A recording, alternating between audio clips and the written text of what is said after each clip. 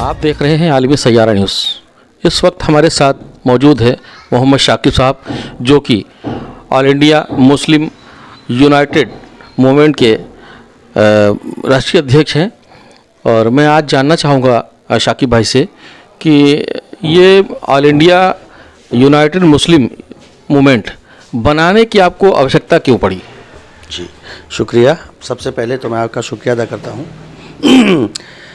All India United मुस्लिम movement बनाने की ज़रूरत ये पड़ी क्योंकि हमारा जो समाज है, मुस्लिम समाज है, सच्चर कमेटी, रंगनाथ मिश्रा कमीशन आयोग की रिपोर्टें जो है दर्शाती हैं कि हमारे समाज की हालत क्या है और हमारे समाज को आरक्षण नहीं मिल रहा है किसी भी तरह का। तो इसलिए ही हमको बनाना पड़ा कि हमारे समाज की भी बदहाली दूर हो और हम इनके लिए कुछ कर सकें और उनके लिए कुछ किया जाए। और सरकार से आरक्षण जो इनका हक है, अधिकार है, सभी धर्म के लोगों को मिलता है, तो हमारे धर्म के लोगों को क्यों नहीं मिलेगा, मुसलमानों को क्यों नहीं मिलेगा? इसलिए हमने इसको बनाया है। आप का कितना समय लगभग हो गया है इस संगठन को? 21 अक्टूबर 2021 को ये रजिस्ट्रेशन हमने कराया है। अच्छा, आगे की रणनीति क्या है? आपको संगठन किस हिसाब से आप चलाना चाहते हैं?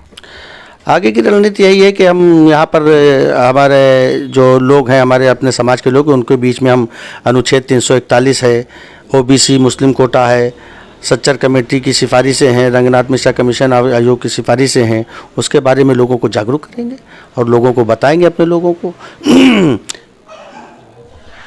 अभी आपका संगठन लगभग सिर्फ लखनऊ में है या लखनऊ के बाहर और भी ज़िलों में या और अन्य स्टेटों में है? जी, हमारा संगठन अभी अन्य स्टेटों में तो नहीं है, लेकिन ये है कि हम इस इश्यूज़ पे 10 साल से काम कर रहे हैं। दूसरों के मातहत करते थे काम, ऑल इंडिया यूनाइटेड मुस्लिम मोर्चा के तहत काम करते थे हम, उनके उसमें मातहती में काम करते थे। लेकिन वहाँ पर उनका इंतकाल हो गया, डॉक्टर सिद्दीकी साहब का, जो हमारे राष्ट्रीय अध्यक्ष रहे उसके अपने मोर्चा के। और उसके बाद जो है फिर वहाँ पर टूट फूट हो गई और सब वो ख़त्म हो गया। तो हमारे मन में जब से ही ये था कि हमको अगर कुछ राजनीति टाइप में कुछ करना है तो क्यों ना अपने भाइयों के लिए कुछ किया जाए, अपनी कौम के लिए कुछ किया जाए। अच्छा, आपका कोई संगठन का कोई मुख्य एजेंडा भी है?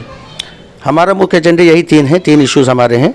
अनुच्छेद 341 से मजहबी पाबंदी हटे, ओबीसी में मुसलमानों को संख्या के हिसाब से कोटा उनको भी दिया जाए। अनुच्छेद 341 क्या है, जरा दर्शकों को क्या बताएंगे? अनुच्छेद 341 ये है कि 1935 से 1950 तक सभी धर्म के मानने वाले, दलित सब तबके के मानने वालों को मिलता था आरक्षण उसमें। और ये आरक्षण का एक बहुत बड़ा पैकेज है। इसमें मेंबर ऑफ पार्लियामेंट भी आता है, मेंबर ऑफ असेंबली भी आता है। ये इससे बड़ा कोई पैकेज नहीं है जो सभी धर्म के दलित तबके के मिलता था। लेकिन 8 अगस्त 1950 को इसको जो है इसमें मजहबी पाबंदी लगा दी गई। हमारे पहले राष्ट्रपति रहे डॉक्टर राजेंद्र प्रसाद साहब, उनके ज़रिए का ऑर्डिनेंस पास कर दिया गया कि इस आरक्षण का लाभ लेने के लिए हिंदू होना ज़रूरी है और बाकी सभी तबकों को इससे बाहर कर दिया गया। उसके बाद हर कौम के लोग अपनी अपनी लड़ाई लड़े और वो जीते और उनको सब शामिल किया गया। नहीं शामिल किया गया तो मुस्लिम और ईसाइयों को शामिल नहीं किया गया। तो अब इसकी लड़ाई हम लोग इसके लिए लड़ रहे हैं। यही अनुच्छेद 341 है। अभी आगे की तैयारियां आपकी क्या हैं?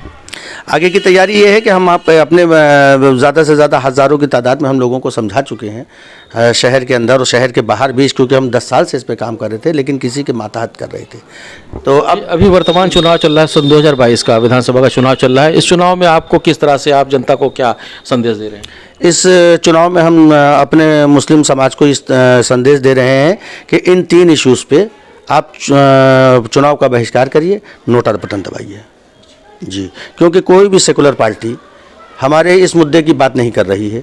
मुसलमानों का डेवलपमेंट कैसे होगा, इनकी बदहाली कैसे दूर होगी, इसकी कोई बात नहीं कर रहा है।